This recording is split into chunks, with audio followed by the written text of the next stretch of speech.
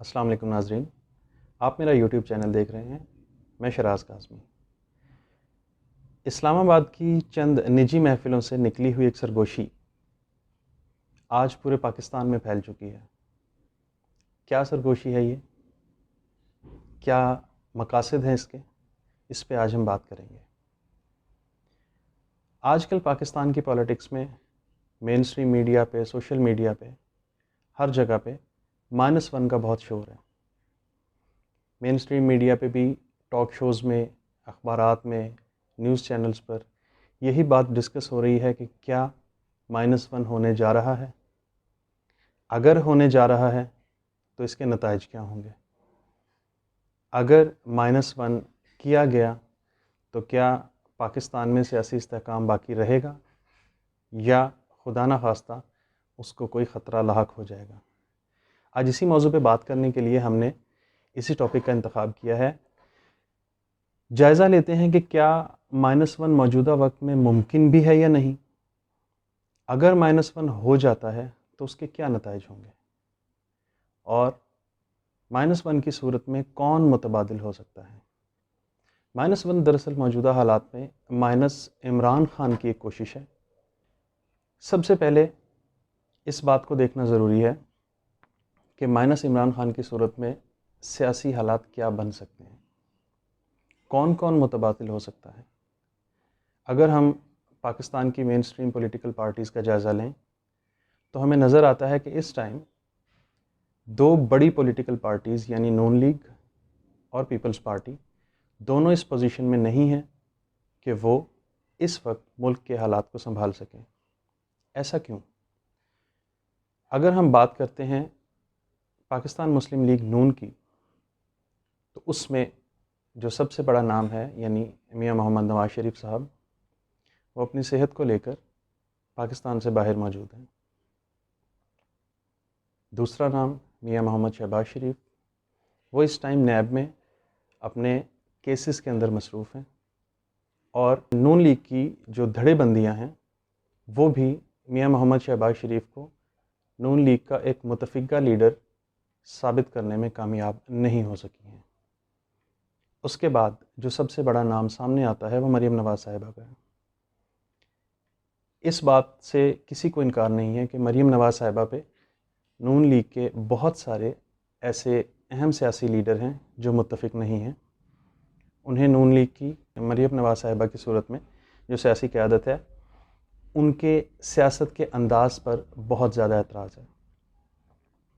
مریم نواز صاحبہ مقتدر حلقوں کو یا غیر سیاسی قوتوں کو اپنے خطابات میں، اپنی سیاسی تقاریر میں، اپنے ٹویٹر پر، سوشل میڈیا پر بہت زیادہ تنقید کا نشانہ بناتی ہیں۔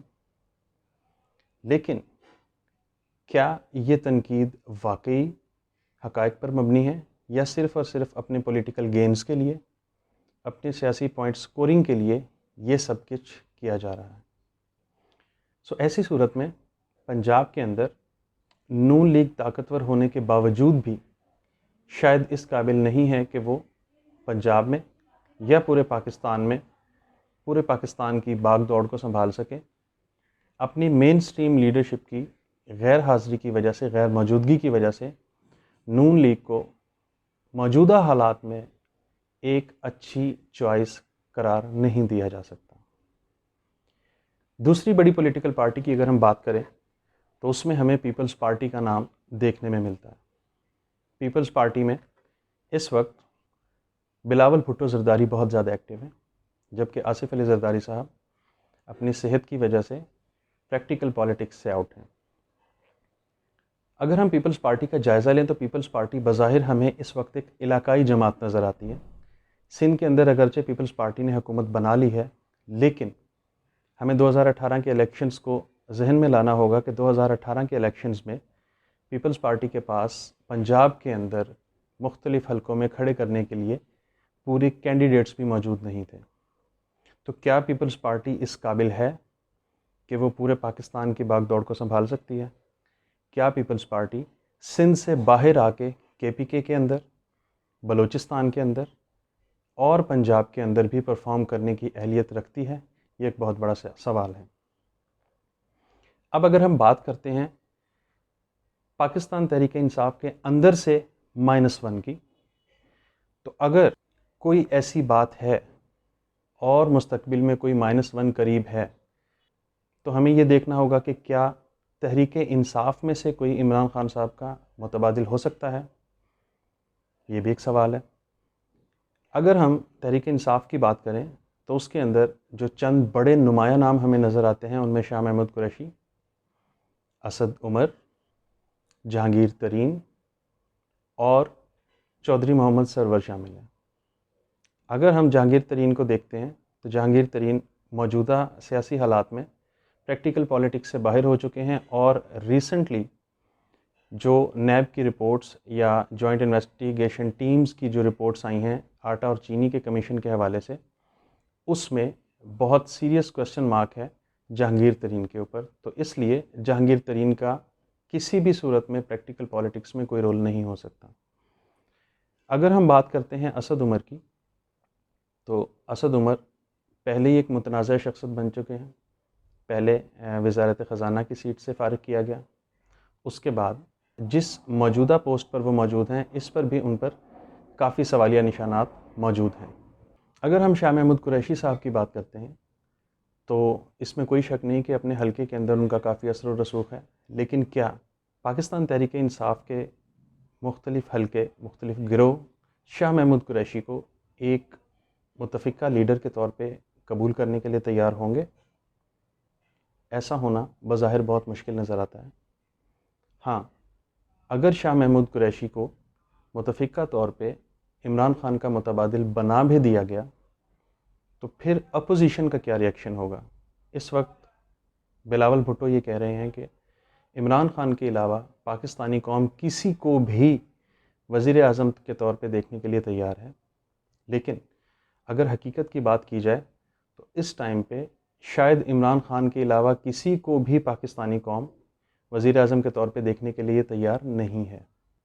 اس کی مثال کچھ ایسے دی جا سکتی ہے کہ اگر شہباز شریف صاحب کو وزیر اعظم بنایا جائے تو مریم نواز گروپ جو کہ نون لیگ کا اپنا گروپ ہے، شاید وہ شہباز شریف کو پاکستان کے وزیر اعظم کے طور پہ دیکھنا پسند نہیں کرے گا۔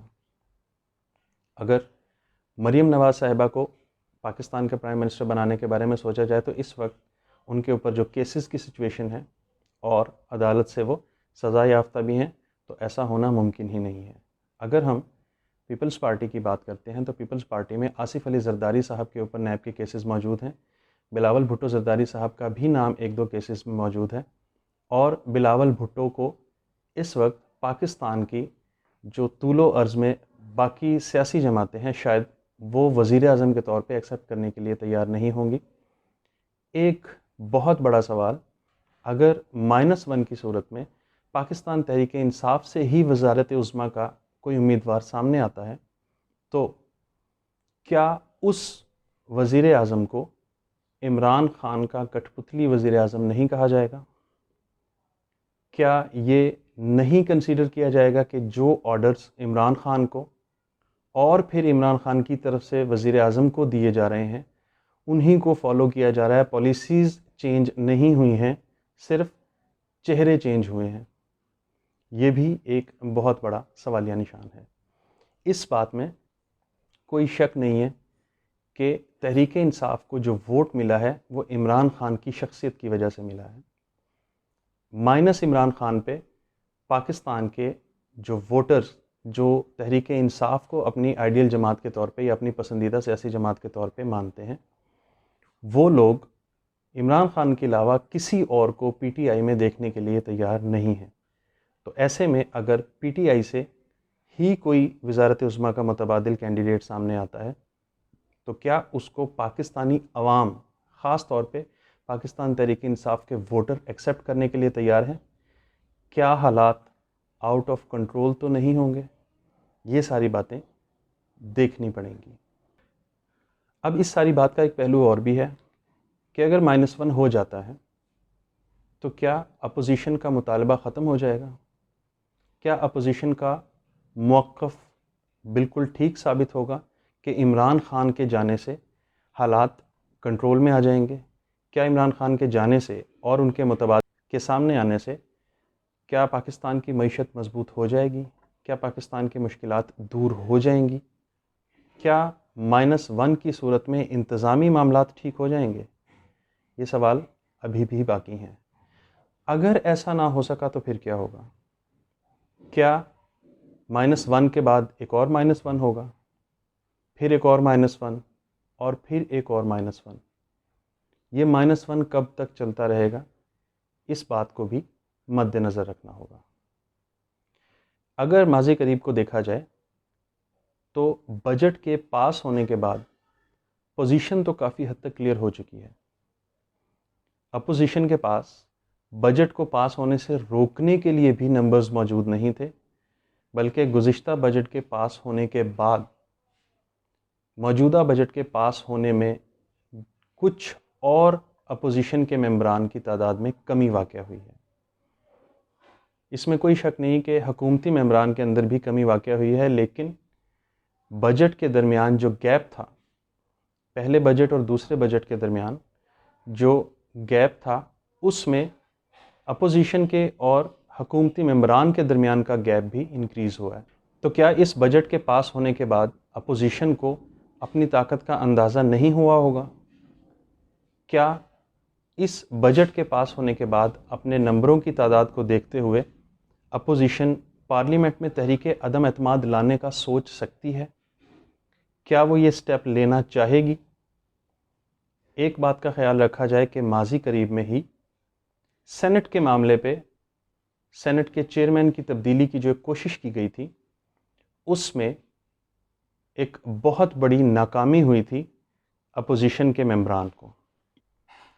حالانکہ سینٹ کے اندر اپوزیشن کے ممبران اکثریت میں موجود تھے، لیکن اس کے باوجود وہ چیئرمین سینٹ صادق سنجرانی صاحب کو ہٹانے میں ناکام رہے تھے۔ اس وقت نیشنل اسمبلی کے اندر اگرچہ اپوزیشن ممبران کی اکثریت بھی نہیں ہے، اور بجٹ کے پاس ہونے سے اپوزیشن ممبران کو اپنی تعداد کا اور اپنی طاقت کا بھی اندازہ ہو گیا ہے، تو کیا وہ -1 کی کوشش کرتے ہوئے عمران خان وزیر اعظم پاکستان کے خلاف تحریک عدم اعتماد لانے کی کوشش کر سکتے ہیں؟ ایک اور سوالیہ نشان۔ سینٹ کی مثال اس لیے دی گئی کہ وہ ایک شعر ہے کہ بہت شور سنتے تھے پہلو میں دل کا، بہت شور سنتے تھے پہلو میں دل کا، جو چیرا تو ایک قطرہ خون نہ نکلا۔ ان تمام حقائق کو مد نظر رکھتے ہوئے بھی تھوڑی دیر کے لیے صرف اور صرف for the sake of argument اگر ہم یہ کنسیڈر کر بھی لیں کہ -1 ہو گیا، اگر ہم یہ کنسیڈر کر بھی لیں کہ -1 ہونے کے باوجود بھی حالات کنٹرول میں نہ آئے، تو پھر کیا ہوگا؟ کیا پاکستان نئے الیکشنز کی طرف جائے گا؟ کیا نئے الیکشن کرانے اتنے ہی آسان ہوں گے؟ اور اگر نئے الیکشن کی صورت میں دوبارہ عمران خان ایک بڑی میجورٹی کے ساتھ واپس آ گئے تو کیا ہوگا؟ مولانا فضل الرحمان صاحب تو کہہ چکے ہیں کہ الیکشن کی صورت میں اگر عمران خان واپس آتے ہیں تو پھر دوبارہ الیکشنز کروائے جائیں، اگر وہ پھر واپس آتے ہیں تو پھر دوبارہ الیکشنز کروائے جائیں، تو یہ کب تک چلے گا؟ اور اگر ہم دوسرے اینگل کو سامنے رکھتے ہوئے دیکھیں کہ مائنس عمران خان یا minus P T I government کی صورت میں کیا عمران خان خاموش بیٹھیں گے؟ کیا عمران خان نئی بننے والی حکومت کو چین سے حکومت کرنے دیں گے؟ عمران خان کا ماضی ہمارے سامنے ہے۔ عمران خان اپنی حکومتوں کو بطور اپوزیشن بہت ٹف ٹائم دینے کے لیے مشہور ہیں، تو کیا نئی آنے والی گورنمنٹ اتنی آسانی سے حکومت چلا سکے گی؟ کیا پاکستان دوبارہ سموتھلی چل سکے گا؟ کیا تمام معاملات ٹھیک ہو جائیں گے؟ کیا تمام پرابلمز سالو ہو جائیں گی؟ مجھے نہیں لگتا کہ ایسا ہوگا۔ اس لیے موجودہ حالات کے تناظر میں بہترین طریقہ یہ ہے کہ موجودہ حکومت کو اپنا کام کرنے دیا جائے، اپوزیشن پرابلمز کی، مشکلات کی اور مسائل کی نشاندہی کرتی رہے، حکومت پر دباؤ بنا کر رکھے، لیکن حکومت کو اپنے 5 سال پورے کرنے دیے جائیں۔ 5 سال کے بعد اگر عمران خان نے کچھ ڈیلیور کر دیا تو ظاہر ہے پاکستان کا فائدہ ہوگا، اگر عمران خان صاحب کچھ ڈیلیور نہ کر سکے تو پھر اس کے بعد کم از کم ان کا یہ بلیم ختم ہو جائے گا کہ مجھے چانس دیا جائے، میں حکومت کرتے ہوئے ملک کی تقدیر بدل دوں گا۔ اس کے بعد 5 سال کے بعد عمران خان صاحب کی ساری کارکردگی عوام کے سامنے ہوگی، اور اس وقت یہ فیصلہ کرنا بہت آسان ہوگا کہ مستقبل میں کس سیاسی جماعت کو پاکستان کا حکمران ہونا چاہیے۔ اگر آپ کو یہ ویڈیو پسند آئی ہے تو ویڈیو کو لائک کیجیے، چینل کو سبسکرائب کیجیے اور اپنے دوستوں کے ساتھ بھی شیئر کیجیے۔ ملتے ہیں آپ سے انشاءاللہ اگلے ولاگ میں۔